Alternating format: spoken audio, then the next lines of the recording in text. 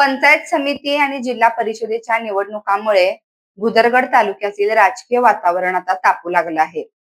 काँग्रेसनं ही निवडणूक स्वबळावर लढवण्याचं ठरवल्यामुळं महाविकास आघाडीच्या सहकार्यांमध्ये मात्र खळबळ उडाली आहे। भुदरगड तालुक्यात अनेक राजकीय गट सक्रिय आहेत। शिवसेनेचे पालकमंत्री प्रकाश आबिटकर, राष्ट्रवादी काँग्रेसचे माजी आमदार के.पी. पाटील, काँग्रेसचे राहुल देसाई आणि सत्यजित जाधव हे गट तिथं सक्रिय मानले जातात। आणि याच वेळी मात्र भाजप, राष्ट्रवादी, शरद पवार गट, उद्धव बाळासाहेब ठाकरे गट, शिवसेना आणि मनसे या गटांना मात्र यावेळी आपलं अस्तित्व टिकवण्यासाठी झगडावं लागत आहे।